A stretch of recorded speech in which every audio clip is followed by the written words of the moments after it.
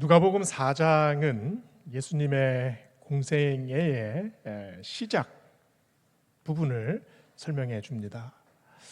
누가복음 4장을 쭉 보면 예수님께서 그 광야에서 사탄의 시험을 물리치시죠. 그 다음에 곧바로 갈릴리 지역 곳곳에 가셔서 설교를 하십니다. 그 첫 부분이 오늘 말씀 본문 바로 위에 나오죠. 고향 나사렛에서 선포를 하셨어요. 그때 예수님께서 회당에 들어가셔서 그 토라책을 탁 펴고 읽으신 본문이 이사야 선지자가 쓴 본문입니다. 이렇게 말씀하셨습니다. 주의 성령이 내게 임하셨으니 이는 가난한 자에게 복음을 전하게 하시려고 나를 보내사 포로된 자에게 자유를, 눈먼 자에게 다시 보게 함을 전파하며 눌린 자를 자유롭게 하고 주의 은혜의 해를 전파하게 하려 하십니다. 그리고 나서 이 글이 오늘 너희에게 임하였다 라고 말씀하셨습니다. 그 말씀의 의미가 뭡니까? 이사야 선지자가 예언한 바로 그 메시아가 나다라고 말씀을 하시는 거죠. 난리가 났습니다. 왜냐하면 나사렛에서 예수님께서 자라셨기 때문입니다. 회당에 모여있던 모든 사람이 예수님이 누구인지를 어떻게 자라셨는지를 알고 있습니다. 그래서 말씀에 보면 이 자는 요셉의 아들이 아니냐 라고 막 그 사람들이 분노가 솟구칩니다. 그래서 예수님의 팔을 잡고 가서 낭떠러지에 떨어뜨려 죽이려고 그렇게 했었어요. 이 사건이 있은 다음에 마가복음 4장은 바로 예수님께서 나사렛에서 떠나 그 근처에 있는 가버나움이라는 마을로 가셨다라고 말씀합니다. 31절 32절에 보면 예수님께서 이렇게 하셨습니다. 갈릴리의 가버나움 동네에 내려오사 안식일에 가르치심에 그들이 그 가르치심에 놀라니 이는 그 말씀이 권위가 있음이러라. 예수님의 권위가 어떤 권위였을까요? 예수님께서 말씀을 전하실 때 확신에 찬 눈빛으로, 그리고 부드럽지만 아주 강력한 메시지로, 회중을 압도하는 카리스마로, 그리고 손짓 하나에도 아주 신비한 아주 미묘한 느낌이 풍겨나도록 그렇게 말씀을 전해주셨다는 말일까요? 오늘 본문을 보면 32절은 말합니다. 이는 그 말씀에 권위가 있었기 때문이다. 말씀에 권위가 있다는 말의 의미가 뭡니까? 그 말은 예수님께서 말씀하신 것 자체가 하나님의 선포로 나타났다는 말입니다. 예수님은 토라를 그 구약 성경을 해석하셨습니다. 그러나 그 해석이 설명이 아닙니다. 그 해석은 말씀을 새롭게 만들어내셨어요. 그 말은 진리를 새롭게 만들어내고 선포하셨다는 말입니다. 기존에 있던 어떤 자료의 뜻을 단순하게 설명하는 것을 넘어서 예수님 자체가 말씀 아니십니까? 그 말씀의 능력이 있어서 이 말씀을 마치 어두운 그 곳에 빛이 있으라 하신 하나님의 말씀처럼 진리가 선포되는 과정을 오늘 말씀에서 보여주고 있습니다. 이 신비한 권위 앞에서 사람들은 해방되는 그런 경험을 합니다. 눈먼 자가 다시 보게 됩니다. 깨닫게 됩니다. 하나님의 은혜가 신비하게 이 사람들의 삶 속에 관통하는 경험을 느끼게 되지요. 그야말로 장엄한 말씀의 향연입니다. 예수님께서 말씀하실 때 잔잔한 호수처럼 맑은 말씀, 마치 화산이 팍 터지는 것 같은 그런 뜨거운 말씀, 그리고 휘몰아치는 광풍 같은 말씀, 이 말씀들이 연속해서 나타나셨을 겁니다. 그래서 생생하게 살아있는 말씀이 혼과 영과 관절과 골수를 쪼개듯이 사람들의 마음속으로 스며들었을 겁니다. 그런데 이때 한 사람이 벼락같이 얘기를 합니다. 33절은 이 사람을 이렇게 말해요. 회당에 더러운 귀신 들린 사람이 있어 크게 소리 질러 이르되. 이게 너무 돌반적인 상황 아닙니까? 지금 우리가 예배가 드리고 있는데 저 뒤에서 한 사람이 갑자기 고함을 빽 지르고 일어서고 한다면은 누가 제일 당황할까요? 제가 아마 제일 당황할 것 같아요. 이런 상황이 벌어졌는데 단순히 이런 돌발적인 상황뿐만이 아니라 지금 성경은 뭐라고 말하고 있습니까? 회당에 더러운 귀신이 들린 사람이 들어왔다라고 말을 합니다.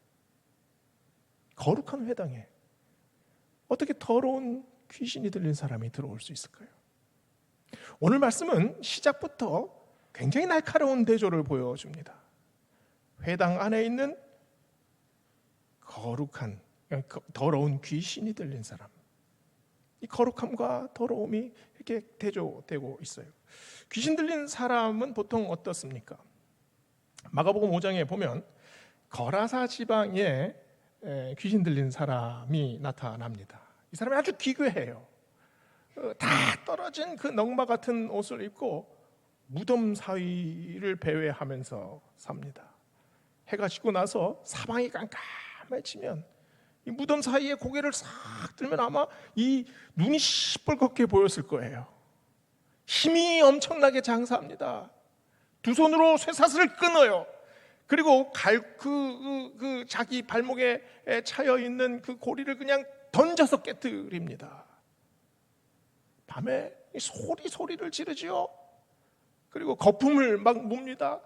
그리고 자기 몸을 막 자해해요. 귀신 들린 사람의 전형적인 모습을 마가복음 5장은 거라사 지방에 있는 귀신 들린 사람을 보여주고 있죠. 제가 중학교 때 집에 오니까 모르는 어떤 아줌마가 와 계신 거예요. 그래서 누구냐고 어머니께 물어보니까 당분간 우리 집에서 함께 사실 분이라고 합니다. 그래서 그런가 보다 하고 며칠이 지났어요. 근데 한참 자다가 뭔가 중얼중얼 하는 소리가 들려요. 그래서 제가 방문을 열고 탁 나갔는데 이게 거실이 깜깜하지 않습니까? 그런데 냉장고 문이 반쯤 이렇게 열려 있어요.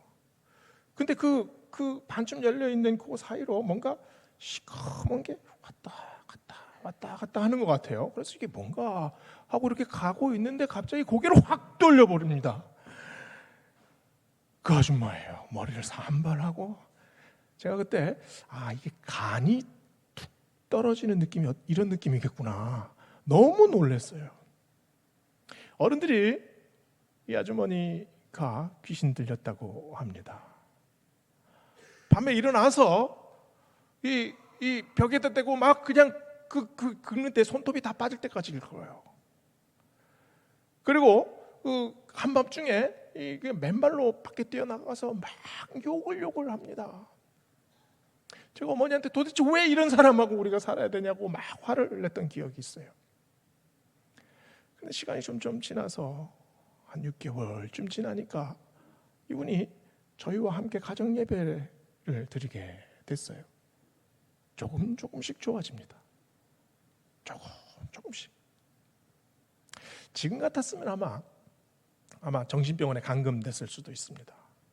그리고 당시에 그 축귀 사역 하시는 목사님들도 있었잖아요. 저도 그걸 본 적이 있는데 이게 막 귀신 들린 사람을 양쪽에서 이렇게 잡고 이 목사님이 보통 성경이 아닙니다. 굉장히 큰 성경을 딱 들고 기도하시면서 그냥 그 사람의 머리를 빡빡 때리잖아요. 정신이 하나도 없습니다.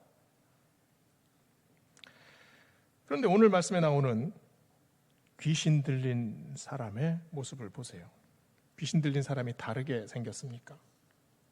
머리를 막 풀어헤치고 산발을 하고 그리고 막 침을 막 질질 흘리고 막 횡설수설하고 그럽니까?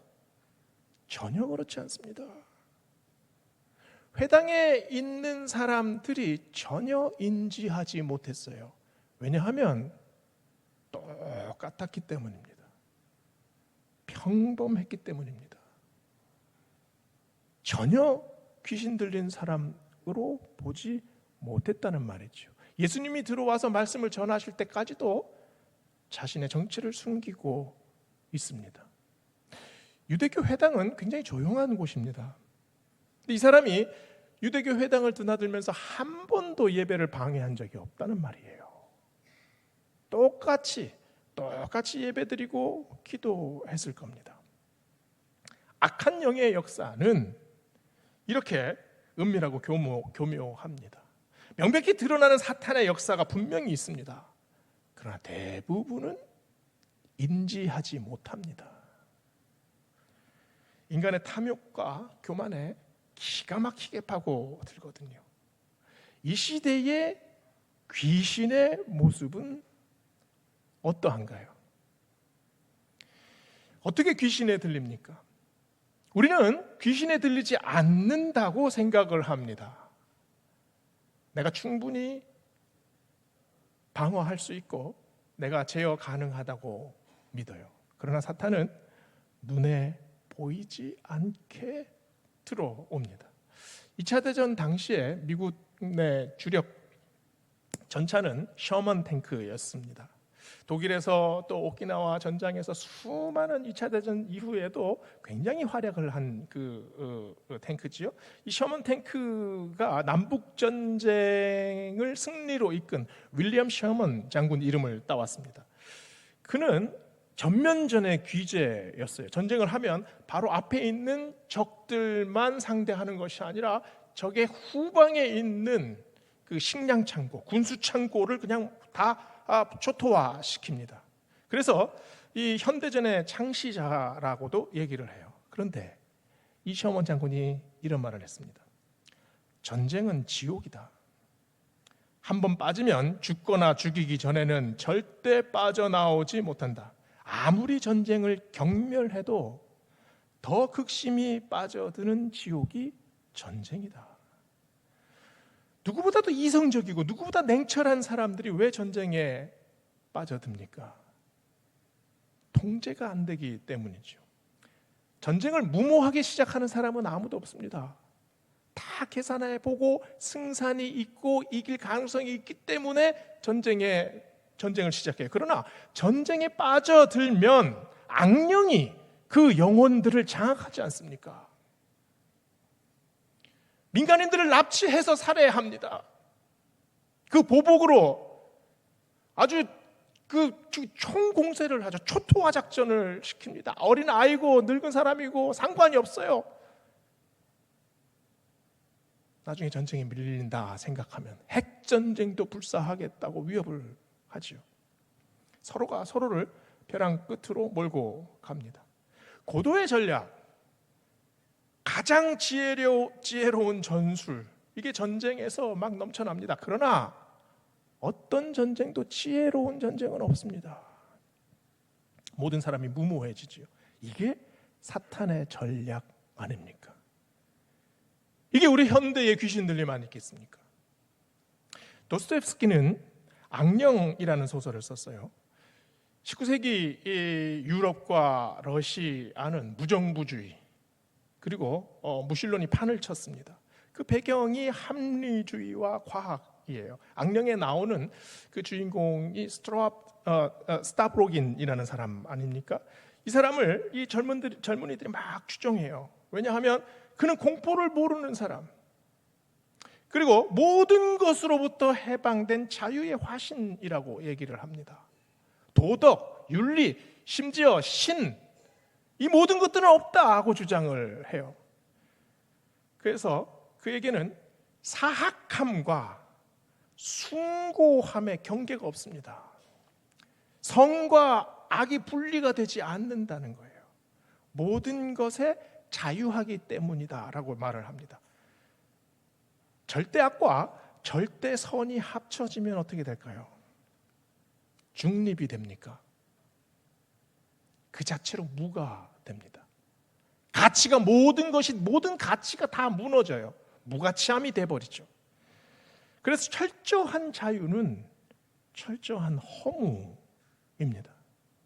도스토옙스키가 악령에서 그런 게 뭡니까? 바로 그 당시 러시아 인텔리들을 사로잡은 니힐리즘의 악령을 그대로 보여주고 있어요. 우리가 사는 시대는 어떤 이런 악령들이 숙주를 찾아서 떠도는 시대입니다. 시대마다 악령의 모습이 달리하지요. 악령은 형체도 없습니다. 실체도 없어요. 그러나 이 악령이 숙주를 찾으면, 이 악령이 한 사람의 인격을 장악하면, 이 악령이 그 사람의 삶의 방식을 뒤흔들면, 그 사람 안에 있는 증오와 폭력과 그리고 원한을 폭발시키면 그 사람은 숙주로 남는 것이 아니라 악령이 되어 버립니다. 결국은 자신을 파멸시키죠. 이것으로 끝납니까? 그 사람에게 영향받은 사람들, 그 사람에게 피해를 입은 사람도 이 악령의 숙주가 되어버리죠. 똑같은 분노, 똑같은 원한을 가지게 됩니다. 악령이 하는 일이 이거지 않습니까? 관계를 파괴시킵니다. 인간과 하나님과의 관계, 그리고 사람과 사람과의 관계를 파괴시키지요. 서로 의심하게 만들고, 서로 두렵게 만들고, 공포를 조장하고, 공격하게 하고, 결국은 모두 다 파괴시켜버립니다. 오늘 본문을 다시 봅시다. 회당에서 예수님을 알아본 것은 귀신이었습니다. 드디어 예수님과 이 귀신이 마주하는 장면이 나오죠. 34절에서 이렇게 말해요. 나사렛 예수여, 우리가 당신과 무슨 상관이 있나이까? 우리를 멸하러 왔나이까? 귀신이 말하는 우리가 누구겠습니까? 그 한 사람의 영혼에 귀신이 여러 들어 있다고 생각을 할 수도 있습니다. 그러나 본문에 보면 다른 귀신의 존재가 전혀 나타나지가 않아요. 귀신이 말하는 우리가 누굽니까? 귀신과 그리고 귀신 들린 그 사람입니다. 그 말은 이 귀신이 자신이 숙주로 삼고 있는 그 사람과 동일체라고 말하는 겁니다. 나와 이 사람은 떨어질 수 없다. 우리는 하나다. 동일체다. 이 사람이 바로 귀신의 악령의 화신이고 나와 그는 동일체다. 지금 이 얘기를 하고 있는 겁니다. 이게 사탄의 아주 교묘한 전략입니다. 우리를 멸하시려 왔나이까? 라고 묻지 않습니까? 그 말은 나를 없애려면 이 사람도 없애야 합니다. 이 사람도 멸하시겠습니까? 라고 묻는 겁니다. 단테가 신곡이라는 그 대단한 글을 썼죠. 근데 여기에 지옥편이 있어요. 이 지옥편의 첫 장면을 이렇게 얘기합니다. 우리 인생길 한가운데에서 나는 어두운 검은 숲속을 헤매고 있다. 그러나 그곳은 반듯한 길이 숨겨져 있는 장소이다. 단테는 검은 숲 그 한가운데 반듯한 길을 발견하려고 합니다. 인생에서 맞닥뜨리는 검은 숲, 그 검은 숲은 두려운 숲이지요. 근데 그렇다고 도망갈 수 없습니다. 그 숲에서 반드시 길을 찾아내야 돼요. 그런데 많은 사람들이 이 숲속을 헤매다가 길을 잃습니다. 왜냐하면 그 숲에서 괴물을 만나기 때문이에요. 그 괴물은 어떤 괴물이겠습니까? 우리 삶 속에 다양한 괴물들이 있습니다. 아버지에게 학대받은 딸은 평생 괴로워합니다. 학교 다닐 때나 직장에 가면 또 달라지겠습니까? 똑같습니다. 결혼을 해도 아이를 낳아도 똑같은 아픔이 여전히 남아 있어요. 그래서 아버지와 비슷한 표정만 봐도, 아버지에게 고통받은 비슷한 상황 속에만 들어가도 머리가 쭈뼛 섭니다. 아버지를 평생 미워하지요. 그러다가 도망치는 길에서 길을 잃어요. 왜냐하면 아버지가 대단하기 때문이 아닙니다. 아버지와 얽혀있는 아픈 기억이 있기 때문에, 그 상처와 해결되지 않는 문제들이 문득문득 계속해서 나타나기 때문에 그 괴물과 싸우려 하는데 점점 자신도 괴물처럼 변해갑니다. 아버지를 미워했어요. 아버지처럼 살지 않고 아버지처럼 되지 않으려고 했어요. 그래서 발버둥 치는데, 그런데 역설적으로 자신도 너무나 아버지와 닮아가는 모습을 바라보게 되는 것 아닙니까? 오늘 본문에서 귀신은 예수님을 유도하고 있습니다. 귀신이 지금 예수님에게 하는 말이 뭡니까? 우리도 멸하시겠습니까? 그 말은 이 사람도 심판하십시오. 이 사람도 처단하십시오. 이 사람도 악령입니다. 귀신은 지금 그 말을 하고 있어요. 귀신이 계속 하는 말이 뭡니까? 나사렛 예수요, 우리가 당신과 무슨 상관이 있습니까? 귀신은 예수님과 전혀 상관이 없습니다. 그러나 이 사람은 예수님과 상관 있잖아요. 악령에 휩싸인 사람은 악령이 아닙니다. 악령의 희생자일 뿐이지요. 예수님께서 누구를 위해서 이 땅에 오셨습니까? 바로 이 악령의 포로된 자 아닙니까? 이 포로된 자를 풀어주기 위해서, 눌린 자를 해방시키기 위해서, 눈먼 자, 자기가 지금 어떤 상황에 있는지 전혀 모르는 이 눈먼 자를 눈뜨게 하기 위해서 주님이 오시지 않았습니까? 예수님께서 이 귀신과 더 이상 대화를 진행시키지 않으십니다. 그리고 즉각적으로 귀신을 꾸짖으세요. 잠잠하고 그 사람에게서 나오라. 잠잠하고 그 사람에게서 나오라. 아주 묵직한 굵은 목소리로 하셨을 것 같아요. 그러나 그 안에 예수님의 분노가 있습니다. 이 음성은 하나님의 화염이에요. 네가 만약에 나오지 않는다면 당장 불로 너를 죄로 만들어버릴 거다. 이 경고 아닙니까? 동시에 이 음성에는 긍휼이 있습니다. 그 긍휼의 내용이 뭡니까? 사탄아 물러가라. 그에게서 떨어져라. 그를 더 이상 괴롭히지 마라. 그를 조종하지 마라. 이 사람은 너와 사탄은 나랑 아무 상관이 없다. 그러나 이 사람은 나와 상관이 있다. 내가 사랑하는 사람이다. 내가 아끼는 사람이다. 내가 이 사람 때문에 이 땅에 왔다. 지금 이 말씀을 하고 있는 중입니다. 이 말씀을 하시면서 권위의 말씀으로 지금 이 귀신과 이 귀신 들린 사람을 분리시키시고 있습니다. 말씀의 권위, 말씀의 칼로 지금 떼어질 것 같지 않는 그 사이를 뚫고 이 사람을 분리시키고 있어요. 심리학에서는 내러티브 테라피라는 기법이 있습니다. 사람은 누구나 자기 인생을 서술하는 그런 지배적인 이야기가 있어요.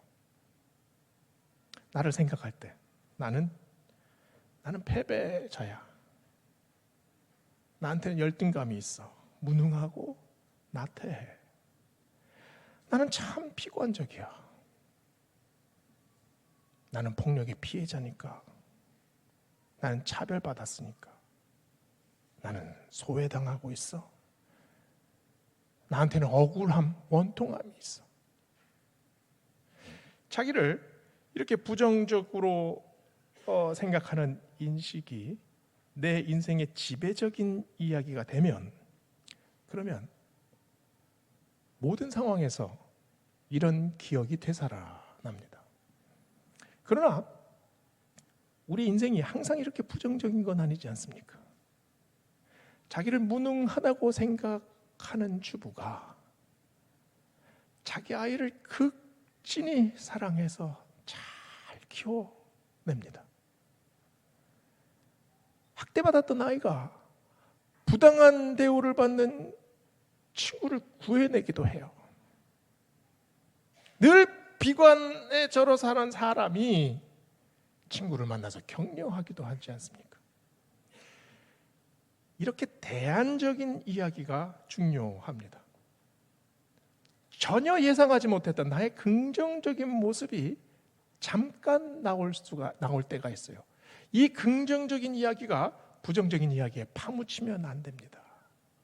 아주 작은 반짝이는 사건들, 그 작은 사건 하나에서부터 시작해야 합니다. 그래야 내 안에 있는 문제와 나를 분리시킬 수 있게 됩니다. 그래야 나의 단점을 극복할 수 있는 단초가 마련됩니다. 몇 번 실패했다고 패배한 인생 아닙니다. 무능함 하나로 나를 설명할 수 없어요. 나는 비관만 하는 사람이 아닙니다. 내 안에 소망이 있습니다.